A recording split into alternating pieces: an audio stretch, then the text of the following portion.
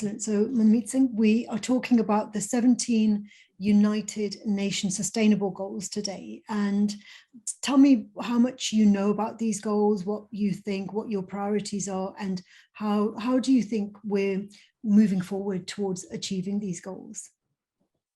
I think some of the goals that are stated there, that poverty, looking care of education, looking care of the wellness, well-being, mental health.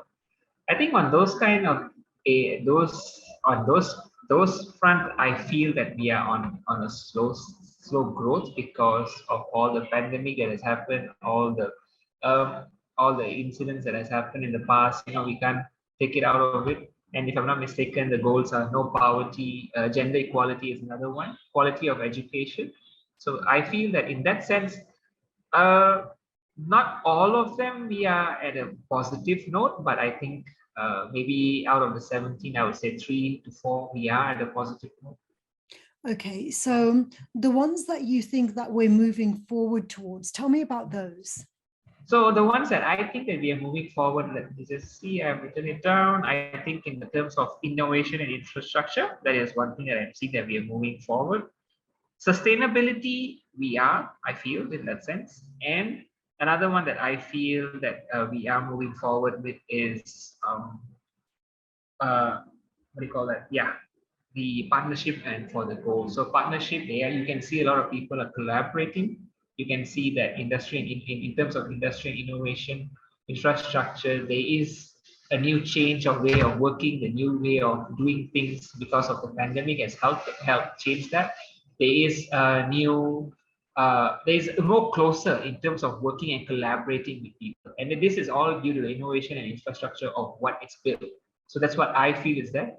And sustainability on cities and communities as well. So that from Malaysia's side, we saw the difference, like in terms of floods, how the country became together, in terms of where we see us moving forward as a nation, as us moving forward as a community. I see a lot of that has been improved in the last 1 or 2 years because people have realized that it's not just about themselves, but it's about a community to move forward. And the last one that I feel that partnership in goals is again more towards collaborating. More people are collaborating rather than making it a competition. They collaborate, they share ideas, they work with they work in par with relations and understand that it's all out there to save and work with everyone together. That's so important actually, because I've often heard this word share, and I've heard people talk about the sharing economy as opposed to capitalism. That as opposed to capitalism, the response is not communism; it's about shareism. It's about sharing, not the state taking everything we own and being the capitalist, But so, and that sharing, we are taught that that's one of our fundamental principles in Sikhi, isn't it? Yes, that's true. So tell me about that. How does our values of Sikhi enable us to buy in to this new way of working about sharing and collaborating? To be honest with you, I think when the pandemic, I'll give you an example, right? When the pandemic hit, right? The Sikh community in Malaysia were the first people to open their gurdwaras for the langar to be served to the red zone area where they they were not allowed to get, there were no access to food, no access to anything. And I think the community opened up. I think on a weekly basis, we were able to help at least about 30 to 40 families. And I think it was made easier for us because of how, like you said, we have always been sharing, right? So that has given, and I think it's key fundamentals that everybody understand that we are not here we are here for everyone, but we also, we must be taken seriously as well. Sorry, the sound went. Do you know what's the matter with the sound? It's too loud. Yeah, what happened with the sound? Sorry. Now they finished it. Yeah. Okay, okay, great. Okay. So so you see, when we relate sharing with innovation, because Yeah. we know about langar, we know that we do that naturally, that's one of our rituals. Think about sharing and innovation now. So, well, I mean, this platform, Zoom, I pay for this platform, but Yeah. Zoom is available for free as well. So that's part of that sharing mentality. Yeah. And there's so many other platforms that are shared freely, and even Facebook, for example, it's still, we don't have Correct. to pay for it. And well, YouTube, they do use our videos for advertising, so they do monetize in that respect. But a lot of this in our collaboration, the fact that we're talking together for these conferences like LinkedIn, for example, that's a free platform as well. That's built on the principle of sharing, isn't it? So tell me how on our kind of like the more local professional level, what is it that we're doing to have this mindset of like that we grow through sharing rather than growing through competing?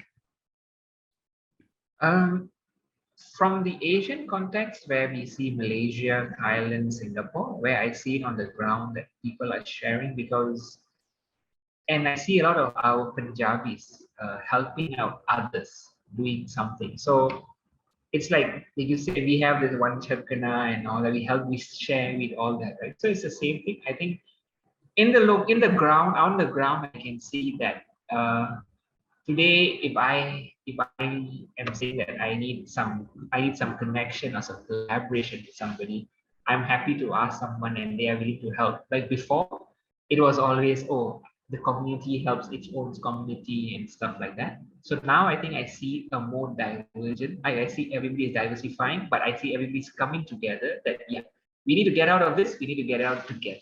That's what I see. Hmm. And this in turn, all of these innovations, like our sharing ideas, that can also lead to reduced inequalities. Because if we're willing Yes. to share, you see, sometimes it might be, like a homeless person sitting on the road, rather than giving them a pound coin, for example, sharing an idea with them, sharing, giving them some advice, staying there and talking to them and directing them to someone that could help them, that might empower them, and that one might be more influential in terms of reducing inequalities compared with simply just kind of like giving them a coin. So I share on my experience here because if I am a career coach, so I do a lot of coaching on career. So in this past 1 year, I've seen a lot of people who have lost their jobs in terms of, and I've seen them seeking for help on LinkedIn or on Facebook that they need some help. I would provide a free, like, look here, I'm happy to give you guys a couple of free sessions. Let's look at your resume. Let's see what you can do, how you can start looking for a job. And I have seen not only me, but I've seen a lot of people doing that as well. And it has created more awareness that, there is some people out there to help you. So I've been doing it for the past 1 year, and I'll probably be still doing it if there is anyone who needs my help. Yes, because that's seva as well, isn't it? That's my way of giving back. Yes, because again, it's like people think that seva is about cleaning people's shoes at the gurdwara or serving langar, and Yeah, seva is, it's like it needs to be part and parcel of our yeah, everyday life outside of the gurdwara too. that's true. Yeah, Mhm. that's true. So I try to do that. I mean, I have seen, but yeah, I have taken advantage of like some people who they can afford, but they don't want to pay, but they come for free. But you can't say all this. But yeah, from my side, I feel yeah, like you said, it's seva and it's also caring for others as well. Mhm. Well, let's talk about food then, because Sure. yeah, like clean water sanitation, that's Mhm. linked to our food as well. So in terms of food and water, because a lot of the reason that we're running short of clean water supplies is because so much water is being used in farming, in agriculture.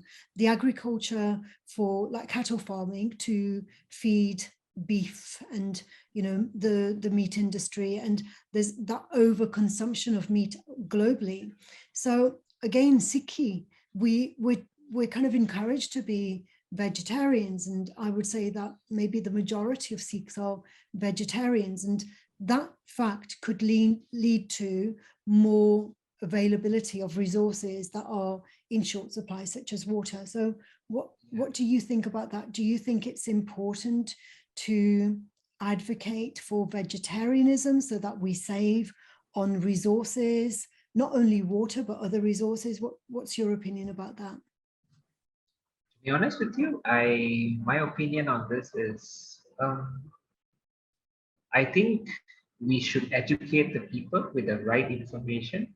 But again, then again there is a bit of a mismatch on information, because you're telling me that in vegetarian there are a few things that if like some people, they say strictly vegetarian, they can't have certain grounded food, right? So where do we draw the line for that? That's where I'm a bit on the fence for this. Uh-huh. Yeah, Yeah. well, I suppose that links in with the education, because a lot of people, I wasn't always a vegetarian, but I've been a vegetarian since I was 18. And the reason I became a vegetarian actually wasn't strictly because of my Sikhi, because in my family, I would say half are vegetarians and half are not vegetarians. And so I had a choice, and I made the choice for myself. And the reason my father were used to eat meat. My mother was always a vegetarian, and so I suppose that, you know, the half of my siblings are vegetarians and half are not vegetarians. But I was learning biology, and in as a for my A levels, and during these biology lessons, I learned about the food chain, and I learned about all the wastage from, you know, the sun, like the photosynthesis, the plants taking the energy from the sun, and when we use cattle simply as machines for converting grass into food, there's a lot of wastage there. And so as a biology student, I thought, I'm not going to eat meat because I'm not going to be part of this, using cows simply as machines for converting grass into food for us, you know. So that was my reason for becoming a vegetarian. But now there are so many vegans, young people who, I'm not a vegan, but there are so many children who are vegans from, you know, from early childhood, simply because I don't think they've learned this at school. They've learned it outside of school about, you know, the factory farming and things like that, you know, the cruelty to animals. And Yes. so you see, it's all linked in with education and, you know, resources, and what is it that we need to do? What are the choices that we can make on a personal level to reduce the wastage of resources? That's true. That's true. That's true. Like I said, for me, I'm really on the fence, because I won't have much. I mean, for me, I feel that everyone has their own choice and they make the choice. And but of course, like we try to avoid eating the halal food, but in Malaysia it's difficult because it's a Muslim country. But we still buy the chicken, or we buy the meat or what from the non-halal people, right? But that's why for me, it's a choice that you make, and yeah, it's part of the education system. It's part of the education that we all have as well. Mm-hmm. But at the Gurdwara, it's always vegetarian as far as I know, Yes, ma'am. isn't it? Yeah. So I suppose the Gurdwara is setting like the example, I suppose. You know, I've heard of some places where they serve meat at Gurdwaras, but I don't know what kind of Gurdwaras they are. Have you? I heard about it, but I have no in-depth knowledge of it, what exactly it is. So it's hard to comment on why is it. Yeah, yeah, I've just heard about it, and I'm just kind of like wondering, because I always associated Sikhi with vegetarianism, you see, but then some people will say, well, you know, not strictly, because then they will kind of like point to other things. But we're not talking about 500 years ago now. We're talking Yeah, about the current situation, current the fact situation. that veganism is on the rise, vegetarianism is on the rise, not simply because of religious reasons, but for Health ecological purpose. reasons. Yeah. Yeah, sustainability.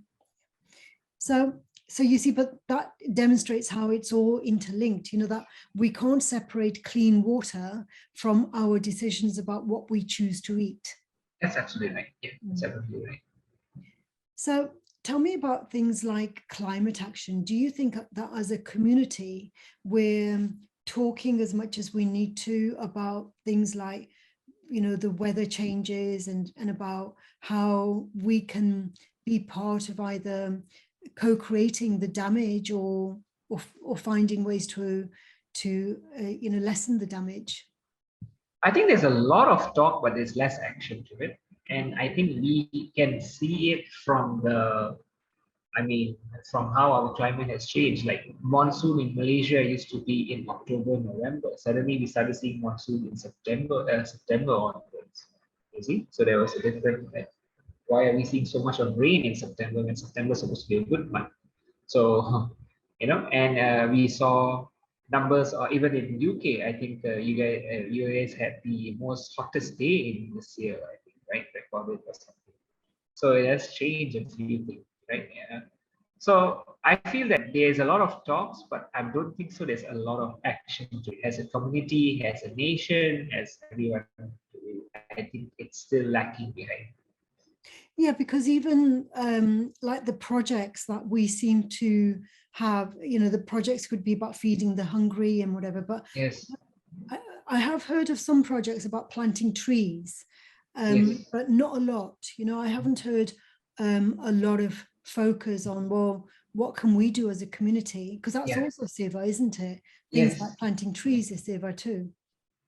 I feel that, I mean, that's why I said, like planting trees, some people they do have a planting tree organization, a community, but what is after that? Planting trees, and then what do you do? What do you do after that? Like, do we, so there's no proper goal, there's no proper plan, there's no proper direction for that, to be honest with you. Yeah. Well, I mean, I don't know how long it's been since you went back to the Punjab, for example, but I've got to, I've heard a lot of stories about how the soil is being eroded in the Punjab, with over farming and about how trees are being cut down and, it's very difficult to find timber in the Punjab. So, the rivers are drying up because the water is being redirected in other directions and whatever. So all of these things, it's like the farmers' protest was in the middle of all of these ecological disasters that were happening as well. So it's all interconnected, isn't it? Correct. The last I went to Punjab, to Amritsar, was probably 2014. So 2000, sorry. 2014, 2014. Okay. Yes. Yeah. So I have not been back to Punjab after that at all. So it's been a long time. I mean, 8 years. Yes. And that was, yeah. It seems that we have Bhavdeep with us with Hi, hello. Bhavdeep. Good afternoon. I apologize. We had a big power outage here, and things are just. I actually drove, I don't know, about 7-8 miles away. I finally have connectivity, so I apologize. Oh, but we can't see you though. Yeah, just give me 1 second, because as I said, I'm just running from, because I finally have connectivity, Yes. Yeah. and I'm going to jump back. I connected with the local restaurant's Wi-Fi here, Right. and I'm just sitting back in the car. Sorry about that. So, welcome. Very nice to see you. Yes, Sat Sri Akal. So we're just talking with Manmeet. Manmeet is in Malaysia and Bhavdeep Singh is in New York. So we're in today. We're talking from 3 different countries. Regions. Isn't that amazing? Manmeet Singh ji, nice to meet you, Manmeet Singh ji. Sorry about the delay. Nice to meet you too. Yeah. So we were just talking about innovation and about the interconnectedness and the last thing we were just talking about just now, Bhavdeep Singh, is about Punjab and about how the farming in the way, like, so much rice is grown in the Punjab and rice is not natural to the Punjab, and that's depleting the soil and everything. So Manmeet was just saying that he hasn't been back to the Punjab for quite some time. What about yourself? Have you been back to the Punjab recently? Do you know how sustainability projects are doing over there? I've actually been to Punjab many times over the last 15 years or so. Manmeet Singh ji, so I, from context perspective, I grew up in the US from the time I was very young, but in the mid 2000s, around 2007, 2008, I went to India, and between 2007, 8 and now, I've spent about 10, 12 years in India, working in a couple of different spaces. And so in a couple of different times, we had offices in Chandigarh, in Amritsar, and I've spent a good bit of time there. And so I would say that, India is very interesting, and Punjab specifically, because as Sikhs, we hear so much about what's happening in Punjab. There's a whole lot of natural pride that we have about Punjab. I think sometimes we're not sure why. It's just we're supposed to, because Punjab and Harmandir Sahib, Darbar Sahib, and the Panch Takhats, etc. Um, but I think what's happening is, from a sustainability perspective, I think that if you think about sustainability movements in the US, for example, or Western Europe, they start first with, people wondering what's happening, and is there something that can be done. And I think the second level is probably discovery. And then the third step after that is some level of action starts to happen, some sort of movement. And then after that, you start to achieve something. And I think that I think that Punjab is in the discovery stage, where I think there's an awareness level around it. Whether it's to your point around sustainability, whether it's what people eat, what they consume, how do you process garbage, trash, whatever it might be. And there are pockets of things that are starting to happen. Some of them that originate outside of India. You have, whether it's save a tree or plant a tree, or multiple things that are taking place, or some that are happening within India itself. And I think so there are pockets of activity that are starting to take place, but nothing that I would call a groundswell, nothing that I would call a kind of movement that's going to catapult us and take us to the next level. But I would imagine, Jasveer Kaurji, that over the next 3 to 5 years, I think we'll start to see more and more of that. And just real quick, I guess my last comment on that would be is that it's taking the shape and form of any any process around communities and nations that evolve over a period of time. The hierarchy of needs, and as the basic economic needs are being met, Punjab is changing so much because so much land has changed hands over the last 10, 15, 20 years. And people who are farming gobi and mutter all of a sudden have become crorpatis, right? Because they've sold their land, or they've given it out for farming, and they're walking away so much. So I think that as some basic needs are being met, I think people are starting to think about the greater good. And but once again, there are, when you think about priorities and what's important to people, there's still so much that needs to be done in Punjab that it's still not, I don't think it's capturing the imagination or the excitement of people, but I think the awareness. So I think we're in an awareness discovery kind of stage, but I don't think we're beyond that. But I expect it'll start to move much faster. Wonderful, excellent. And because we're based in New York, a thought occurred to me, and the fact is that still there's so much kind of brain drain moving from the Punjab to the US. The youngsters, they finish their studies, and for them, success means being able to take their education to be able to work either in the US or the UK, New Zealand, Canada, anywhere like that. So there's a brain drain. But this is the fascinating thing. The fascinating thing is this, that Punjabis, I talk about Punjabis because that's where I come from. Punjabis will think, oh, we'll have a better life living in the US or living in the West. They think we'll have a better standard of life. But the fact is that in the US, almost half the population is obese. Obesity leads to diabetes, leads to all sorts of other chronic illnesses, depression, etc. And so you see, that's the paradox, that we think that living in the West is a higher standard of living, and yet when we look at the way things are going here in the West, the material wealth doesn't always translate. We might have a lot to eat, but is it actually good food that we're eating, or is it causing us all kinds of illnesses that even if we're not obese, we might have chronic illnesses to do with things, that the additives, the preservatives, and so we buy expensive food, and the more expensive it is, the more unhealthy it is sometimes. Yeah, I think. Go ahead. I'm sorry. Go ahead. Go ahead. What I was going to say is, I think you're right. I think the whole notion of what does wealth look like, and how do you quantify it, and how do you measure it, and how do you actually start to put a value on the things that matter. And, I think we're able to have that conversation, just because, as a community, we have matured and we have evolved. And, the Sikh community, whether it's in Western Europe, whether it's in, Malaysia and Singapore and, that region as well, or the United States, I think we've gotten to the point where we've achieved some level of economic stability and, quite honestly, economic prosperity. And so, I'm not sure if that 25, 30 years ago, maybe 40, if we'd be able to have that conversation. I think we can have this conversation because we have achieved some level of, to be able to, because I think back to when my uncle came to this country the first time. I came to the US very, very, almost 50 years ago. Excuse me. But I remember when my uncle came 10 years later, he was like, wow, I can have orange juice every day. And, those are things that we took for granted. And for him, excuse me, it was a big deal. But So that's one piece. But you see, that orange juice every day, that's exactly it. We can afford to drink Coca-Cola every day, but it's not good for us. Exactly.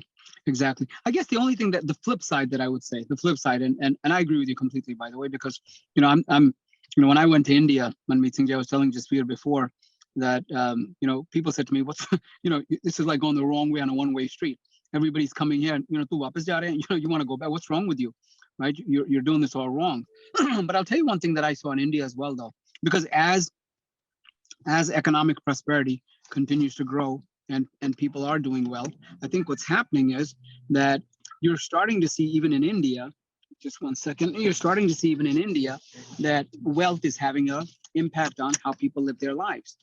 And what I mean by that is that, in the state of Gujarat, which is primarily vegetarian, I mean, significant amount of vegetarian, you have a huge amount of cardiac disease because, the fact that it's vegetarian, it's India, but everything that we eat in India is fried. Everything that we eat, we eat dinner at 11 o'clock at night and go to sleep at 11:30. And so as wealth is continuing to build, again, when I was running Fortis Healthcare, one of the things that we started to look at, Jasveer Kaurji, was this whole idea of childhood obesity. And I remember the first time I told my daughter, she said, so Dad, what are you doing? What do you want? I said, childhood obesity. And she said, in India? Because the stereotypical view is that there isn't enough food to go around. But as economic, the environment starts to change, there's the haves and have-nots, except 10x, 10x, 10x on both sides. Well, they've set up a pizzeria in my village, a pizzeria, and it's like, well, so that's a symbol of wealth. People will go out and get a pizza rather than making, roti at home. And the cost of that, the affluence, the cost of it will be seen in 10 years' time when it's visible, the obesity and the consequences of that obesity. So Manmeet Singh, you wanted to say something, and we haven't. No, I'm just going to say that I think it's just to see on how Bhavdeep Singh has said that it's getting different in India. I think it's because of like you said, the wealth is there, but it's also back to change, back to education, back to what they have this hashtag called the FOMO, fear of being left out or something, right? So India is now don't want to be in that. So to be honest with you, some people in Asia looked up at India and say they have developed and innovated in any kind of thing, in terms of food, in terms of technology, in the last 5 to 10 years compared to other countries. Or the only thing that is pulling India back is because of their languages. I mean, their slang and their accent, right? I mean, if it was a clear thing, many people who can understand, India would be bypassing China in any state of that. But I would like to ask a question in the sense that you see that all these new things coming into India, it's something that I feel that it's about time they have that, because they also want to explore and we see some things that is new. Like someone was just telling me, I think our domestic helper, she told me that in her village there's a new McDonald's, and like it came up last year, just in the pandemic, and everybody just forgot about going to the park, but everybody wants to go to the McDonald's. So there is a lot of change. Again, it's back to the thing that we had talked about: change, sustainability, and education, and whatever that we have I didn't see that in the changes are there. The infrastructure changes as well. And I suppose that every country has to go through that cycle, don't they? Of as human beings from childhood, we have to go through the teenage years to get into adulthood and maturation. And I suppose economics is like that as well. That we have to go through these stages and our values as well. The values that we had as teenagers will not be the same values that we hold dear in our old age. Like I can tell you an example. I had, to be honest, I'm not saying that this, but I had one of the best.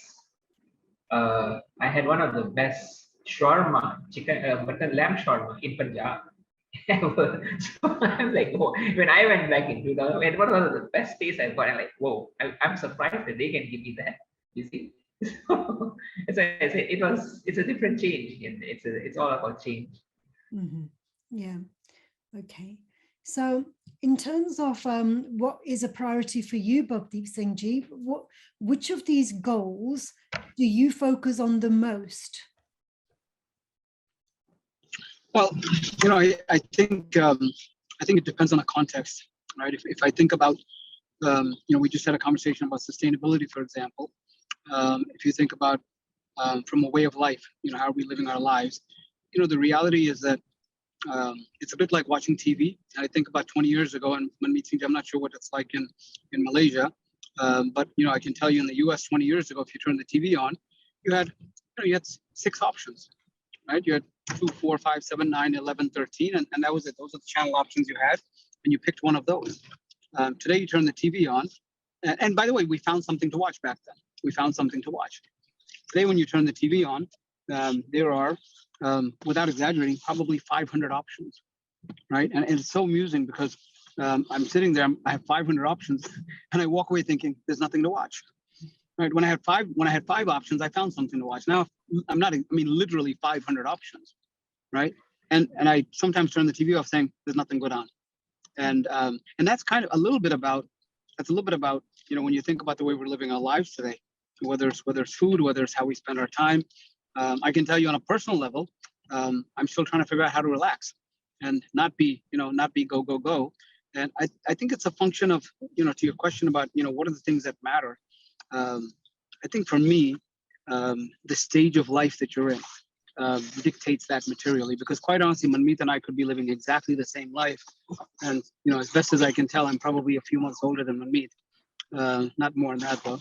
The choices we'd be making, he went to India and had, the meal that he had, and, I'd probably go look for chole bhature as an example, because, that'd be a function of choices and what I'm experiencing, what I'm doing. I think what's happening is with all of that said and done, I do think that the world is becoming a more responsible place. I do think that people are being more thoughtful about what they do. I think about my children. I say this all the time. I have 2 children, and I think about where they are. They're young adults, and I think about where they are in life and where I was at their age. And I say this very often, that my children are far better human beings at their age than I was at that age. Right? Just because they're more thoughtful, they think about something beyond themselves, because we didn't. When I was in my 20s, we were very, very much on what am I going to do? What am I going to accomplish? What am I going to have? How am I going to live? And my kids, and not just my kids, I'm saying that generally speaking, young people today are thinking about it. So I'm learning that a little bit, and I think I'm trying to figure out, how do we get beyond, because economically we are still trying to figure out our place in the world 20, 30, 40 years ago. And I'm a little bit familiar with Malaysia as well. I think that happened probably a bit longer time back. I think the community in Malaysia is more mature. I have a couple of very good friends who always talk to me about Malaysia. So I think that I'm in a stage where I'm changing, I'm evolving. I'm becoming a bit more about what do I want to do. I was telling my kids that for the first time last week, I took a yoga class, right? And that on Zoom. And here's what's interesting. I pride myself on, trying to stay in good health and maintaining a decent weight. And, generally speaking, when these application forms you fill out, what kind of health are you in? And generally I say, I'm reasonably good shape.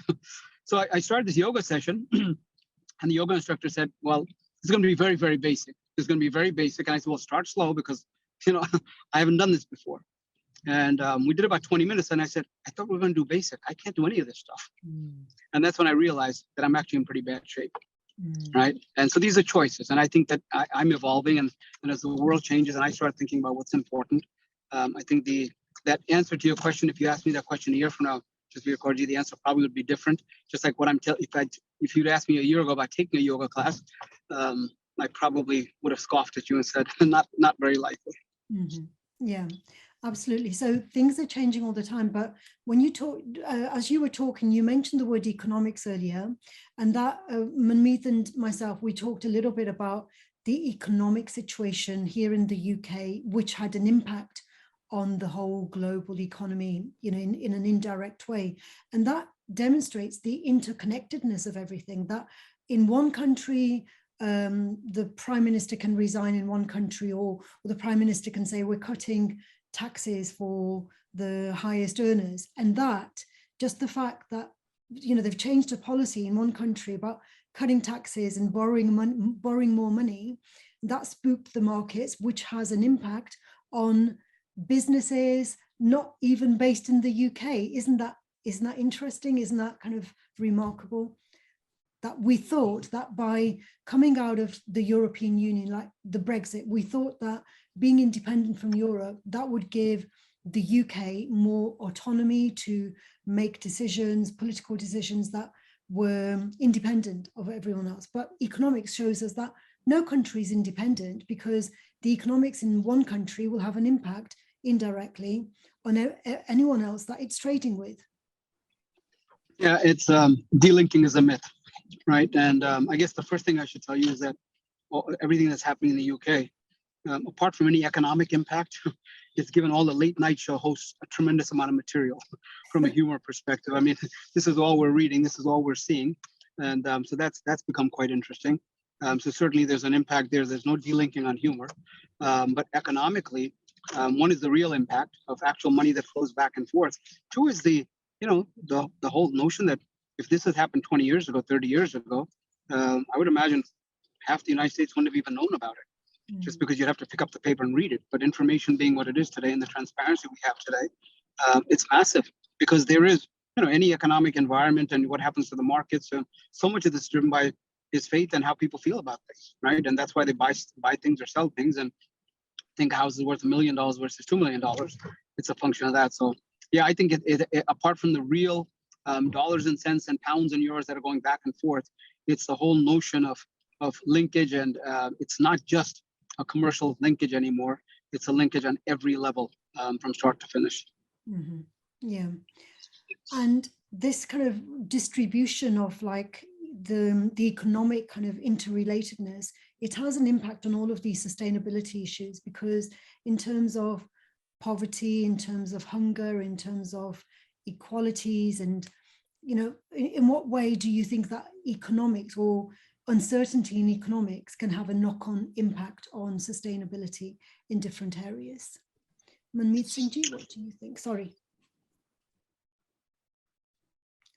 I think to handle this question, it's more of, okay, like you said, that economically, but it's everyone's responsible to give and to contribute as well. Because I mean, and like how we have been talking in City, we do learn how to share, right? But looking at poverty, I think that is one way to give more. You give, like how I mentioned to you that I did give some people free sessions for them to do.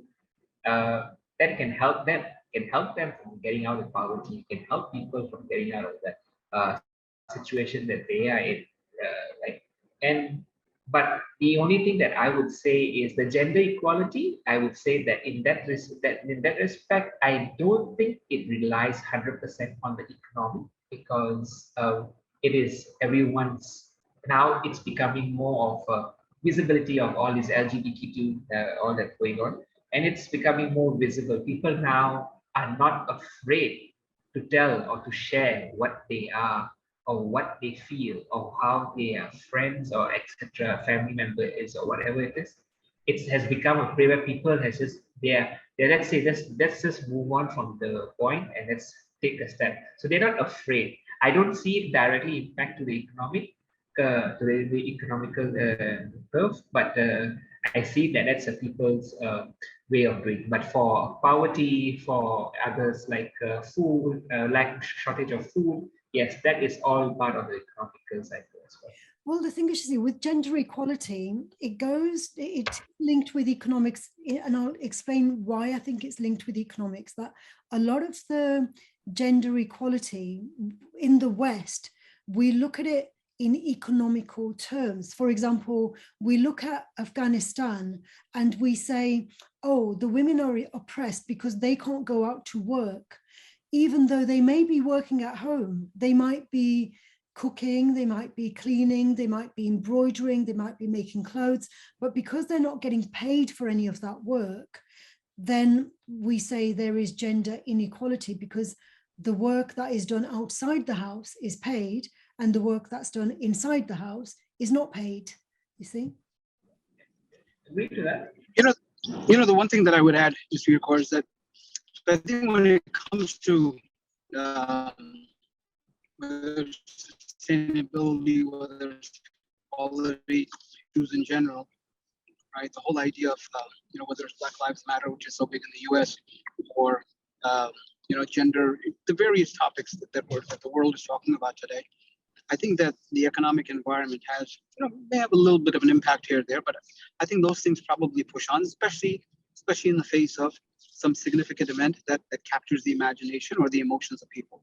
But when you start thinking about sustainability, I can tell you, I feel very strongly about the fact that if we have any sort of a significant economic impact, right, whether it's the markets or a recession of any kind, I would bet my last dollar that anything around sustainability, all those things are going to take a backseat.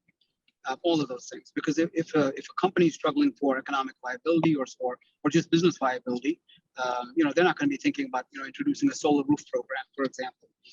It's going to, if we hit the reason that the world has managed to shift its focus, the reason that the whole conversation around ecological impact or saving the trees or even the whole notion of global warming is because the mind share, there's mind share available in the world, whether it's the political leadership, whether it's because nobody's talking about global warming the last 2 months. They're talking about the fact that the markets are collapsing. We're headed for a recession. People don't have enough money to eat. People are, there's a whole concern around that. If you notice, we haven't read one headline on global warming, and we're not going to.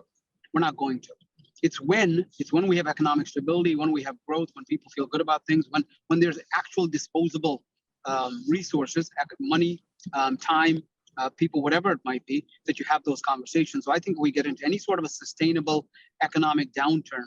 I think that minus emotional events like BLM or anything that involves people, I think you can. I'm fairly convinced that we're not going to hear the world talking about global warming and what's coming in 30 years. It's going to be people need jobs right now. The stock market has come down 30%. What are we going to do? And I think there's going to be a significant shift on focus, and that probably gets to just for a significant point, I think, of this conversation is that, how do we prioritize? It's easy to prioritize, that we should save the tree when we're living in nice, beautiful homes and we don't have to worry about the next meal. But, when that's not the case, that's why civil unrest and economic reform or economic challenges go together. When people are doing well, and when people are doing well and things are fine, it's then that people start to talk about social issues. So I would imagine I think some of those issues and priorities are going to shift. And if we get into any sort of an extended downturn economically, I think we're going to see a lot of these issues fall to the sidelines, at least temporarily. But the thing is that during economic depressions, we have to go through austerity. Like England has been through austerity for a few years, but so austerity when the government is not spending on social services, for example, and we have to all tighten our belts. But again, because everything is interrelated, in a way, that's a blessing, because when we have to go through these austerity years, people are not wasting their money on buying things that they don't need.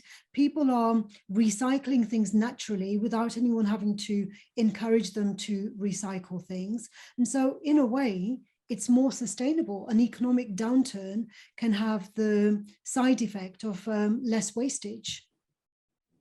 Well, maybe, right? I guess, and you may be right. You may be right. But you know what we saw in 2008 was that the global economy is a consumption economy, right? After 2008, when the markets crashed, I was surprised. I was living in India at the time. And at that time, I came back about 6 months after the Lehman crash and the markets crashed.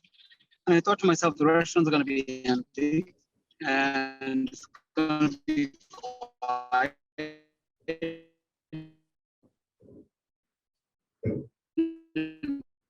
Yeah, the connection's bad, isn't it?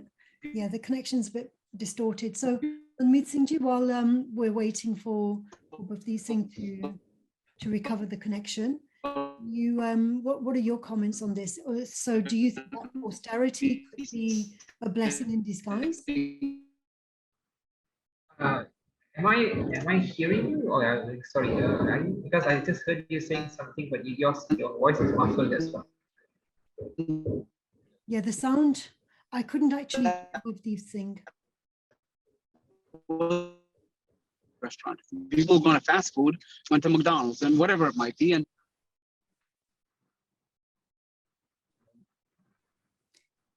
yeah, it seems to have frozen. Yeah, go ahead, Manmeet Singh ji. Yeah. Sorry, can you hear me? Because I heard you muffled up as well. You asked me something, but then I heard you muffled up as well. Yes, yeah. Yeah, the connection's a little bit bad now. Yeah, I can hear you though. Okay.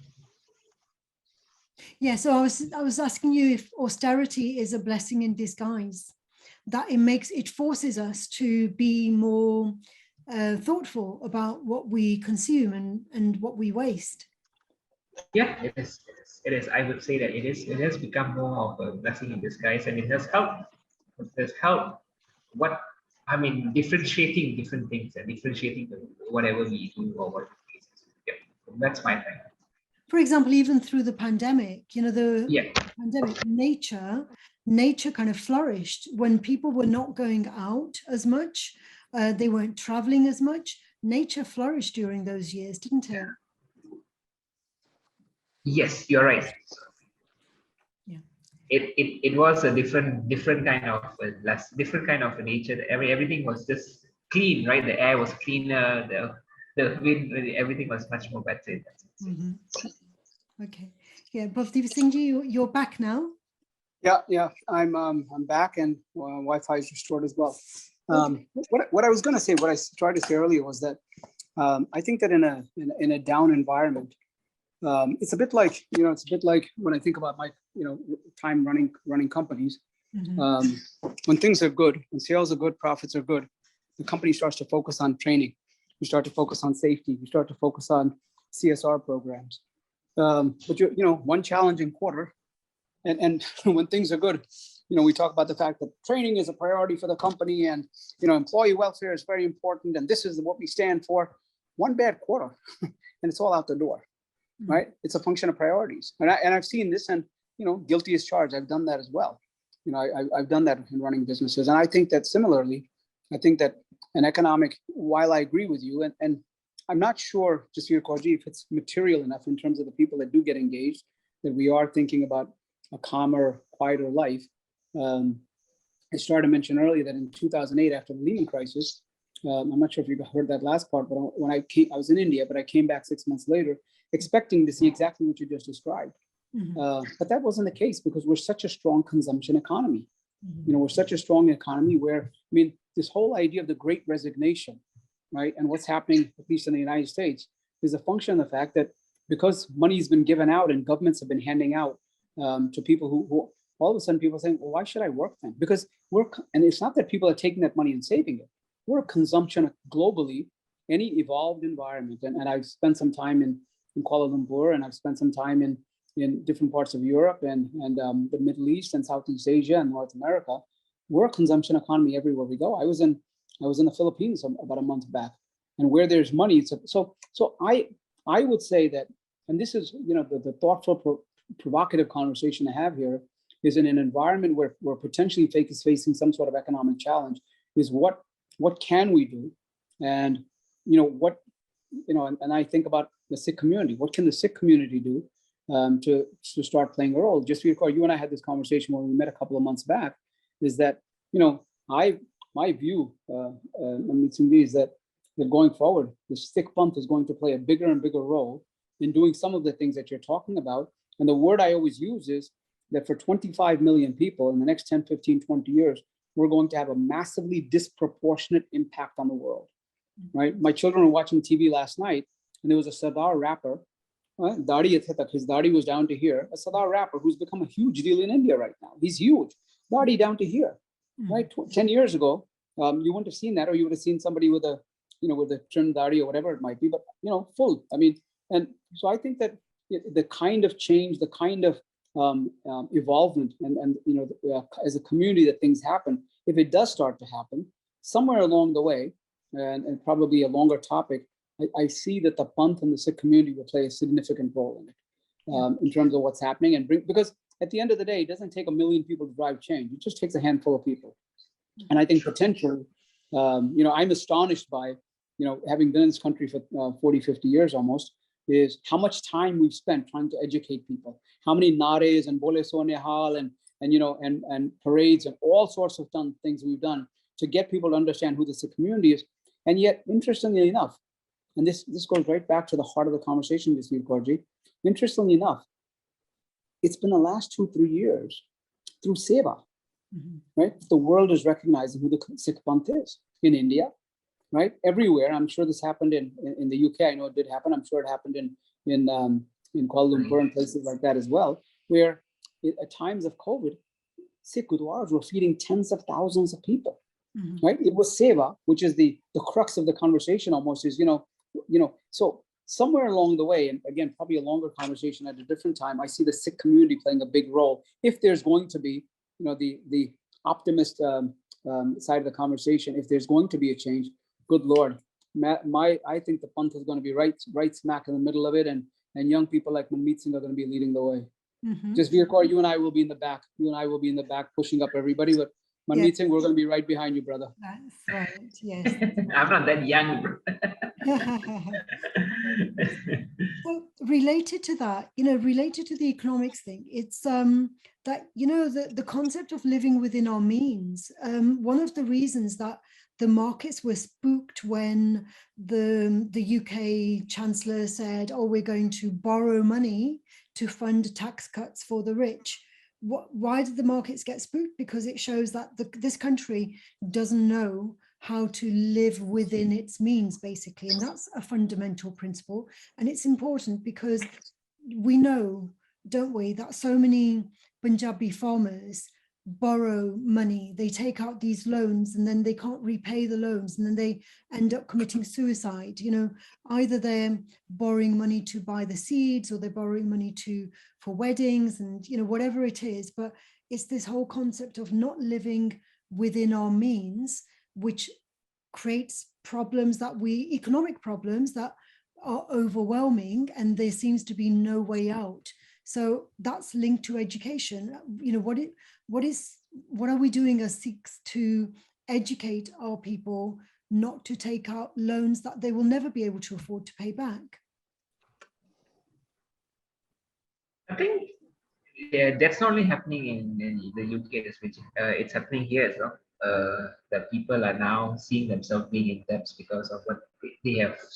Like, the country has no money. The country is a bit on a downside, but we are struggling. But we are going to go up soon. But people have not seen. People still see it as a normal day, and then they're still borrowings, they're still loans, they're taking up a lot of loads on their head, and now we can see that people have not after the pandemic, they feel that now, okay, there's no way I can pay back because the pandemic didn't help me, so they go into depression, they go into bankruptcy. So yeah, it's happening here as well. We see a lot of people in that sense.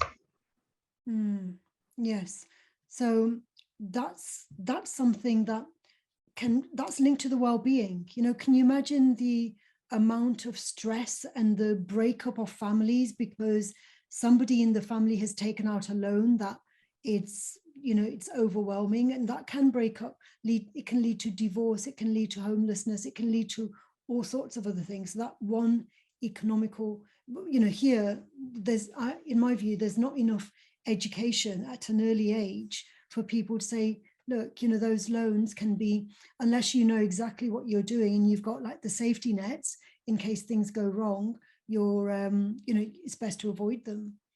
Bhavdeep Singh, what do you think about that? Yeah, I agree on that. I agree that there is not much Education. So there's not, I mean, you go to school, but we don't learn how to plan our finances. We don't plan how to, there's no studies or something to show that, okay, this is, you must stay in your needs and your means and all that. So yeah, it's back to education. And that well-being, it's like, you see, a lot of people will suffer from stress and tension because they buy homes that they can't afford, because to keep up with the Joneses, basically. And then they struggle to pay the mortgages for these homes that they don't really need. They're twice as big as what their needs are. So again, there's that constant kind of cycle of like, well, simplicity, how powerful is our security to live simple lives within our means. Yep, I agree. And I was just going to say that I go back to the, I reference what I said earlier, which is that I think some of that has to do with some of it is the maturity of our communities in the various locations that we live in, right? As I said, when we were growing up, the whole idea was that, how soon could we own a house? I bought a house when I was 26 years old. Because the whole thing was that was, you had to buy a house. Everybody bought a house, and I think that the need to establish ourselves, the need to have something that we could call our own, the need to really feel like we belong and we weren't leaning on anybody or anything, or weren't dependent, or this was, no matter what happened, this was mine. So I think there was a healthy amount of insecurity, and which is not uncommon. In New York, for example, everybody who lands into New York comes and lives in Queens, which is a urbanish kind of area near John F. Kennedy Airport. And Queens once upon a time was a gut of Punjabis and Sikhs and Indians and etc. And Jackson Heights, Queens was where everybody went. Well, fast forward 20 years later, everybody's moved out to the suburbs. Everybody's moved to the suburbs, and that's what happens with every community. Now they're in Long Island, now they're in Jersey, and there's gutters over there as well. And now we're living in big houses, et cetera, et cetera. So I think that going forward, when I look at my children and how they think about life and what's important to them, I think that I'm banking on the fact, and certainly this is true in my children's case, the fact that they're better human beings than I was at that age, certainly. And I think that they're going to continue to think about more than just themselves. They have a very, very strong view on what's right and what's wrong, and how you should connect with people, how you should talk to people. How do you respond to somebody who's obnoxious or rude, even racist to you? How do you do that? My New York reaction is, let's go, chati bar kaddo, and you're ready to go. And that's my New Yorker and me. But my children are far more rational. They're far more logical. They're far more thoughtful. They're far more forgiving, right, than I am. Because my whole thing is, he's messing with me. My children are saying, Dad, they don't understand. Relax. They just don't understand, right? So I'm banking on the fact that, just to record you, that the children that are coming up, not just my children, I think across the board, I think they're going to be more thoughtful. I think they're going to have, if you look at companies who act tactically, dealing with what's happening in front of them and do what needs to be done today, versus companies that have a vision. Well, I'm the tactical, day-to-day, kind of version, the tactical version, where you can create a little bit of value. My children, and children in general today, are far more strategic, and they're going to create 10x value, if you ask me. They'll do far better than we did. And I think they'll have a far more positive impact. I'm not sure if any of us, people like me who, first focused on economic independence and then economic prosperity, right? I'm not sure how much value we've added to the world. I think we've taken a lot. I'm not sure if we've given enough back, but I think our kids will balance that equation. Yes, and earlier on you were talking about the importance of context, and that's really fundamental as well, because what is poverty? Well, it depends on the context, because I have cousins who live in Punjab who don't have mortgages because they live in the ancestral home and they have a few acres of land where they grow the vegetables and there's enough so they have no debt.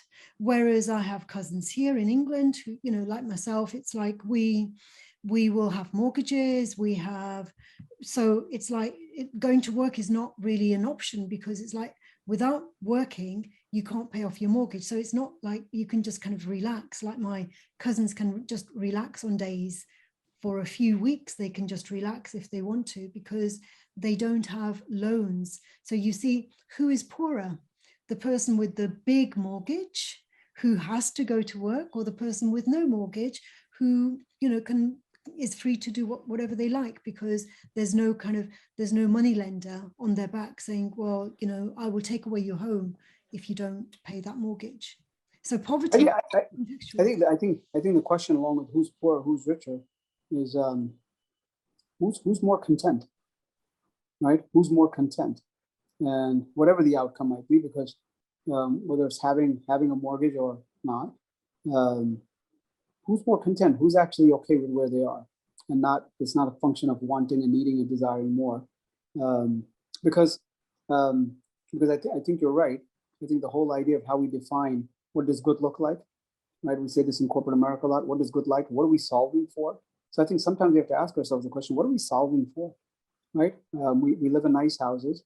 We have cars. Our children go to good schools, and we're still running at 100 miles an hour. And the question is, so what are you solving for, right? What problem are you solving for right now? And sometimes I think, and as I said, guilty as charged. Sometimes